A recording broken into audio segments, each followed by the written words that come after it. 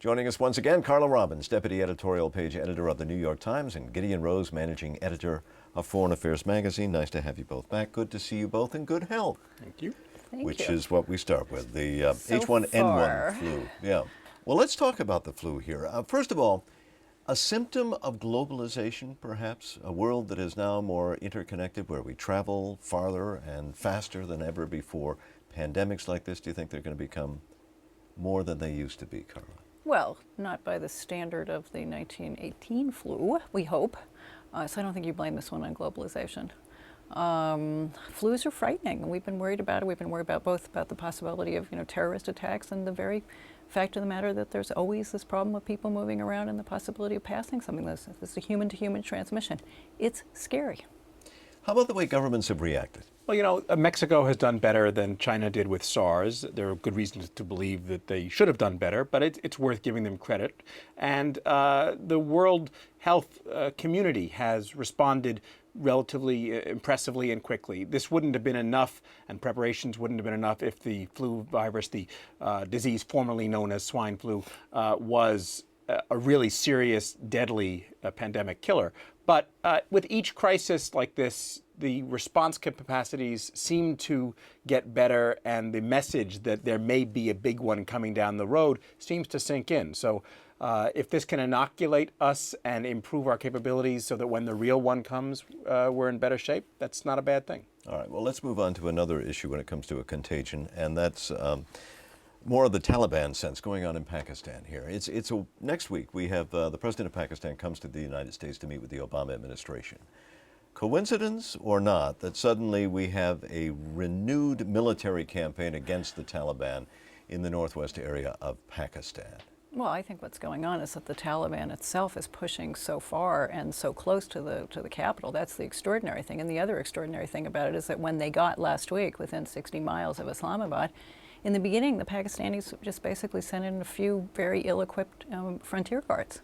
So I think they've gotten it a little bit more because they've been pressed, and I think it's interesting you're seeing some Pakistanis saying, oh my God, we don't want to live under Taliban rule. We don't want to have women and girls thrown out of schools itself. But basically, it's still really slow moving, and the challenge is not to enable the way the Bush administration did for all those years, the fact that the Pakistanis somehow seem to think that this is our problem. They're doing us a favor when it is a mortal threat to the survival of their own government. And if we see this as a positive thing, the awakening of the Pakistani government to a threat, the concern might be now, okay, if they go into full force and they're still not succeeding in defeating the Taliban, then what do we do?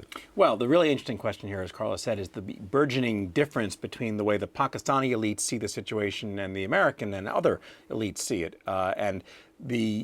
What was as impressive as the Pakistani recent response was the American fire lit under the Pakistani government to actually take the problem seriously. Whether or not they are actually doing so is unclear. And what's presumably going to happen next week at the meeting is the Obama administration is going to try to convince the Pakistani and Afghan leaderships to actually do something and get serious about the problem.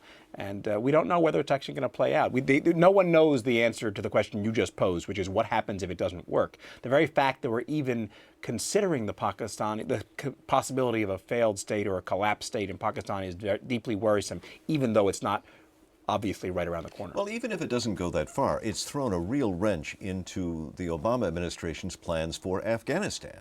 Well, the focus was supposed to be to get Pakistan to help Afghanistan, and now you're talking about a potential mortal threat in Pakistan itself, and Pakistan has nuclear weapons, which makes the whole thing even more frightening.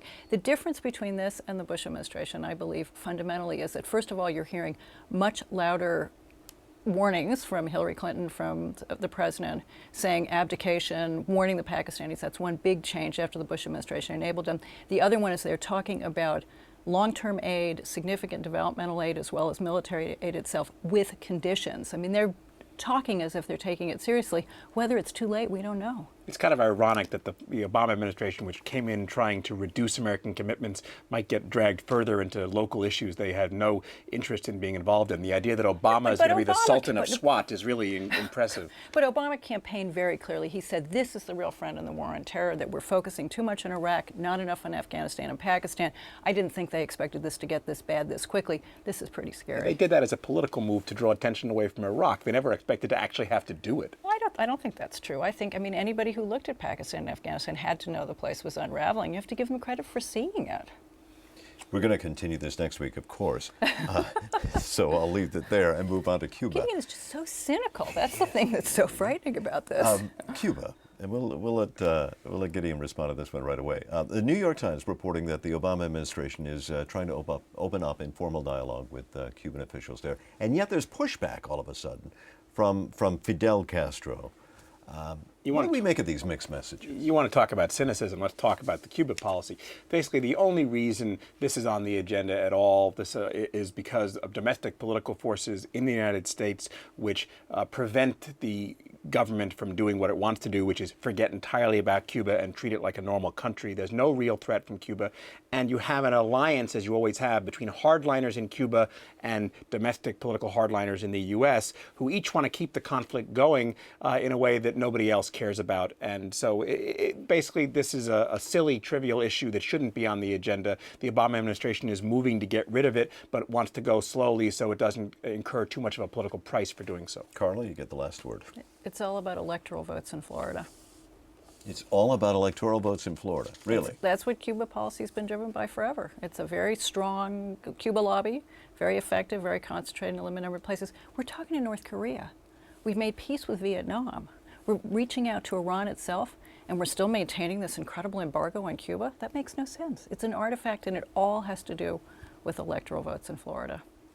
Thank you very much. Carla, Robbins, Gideon, Rose.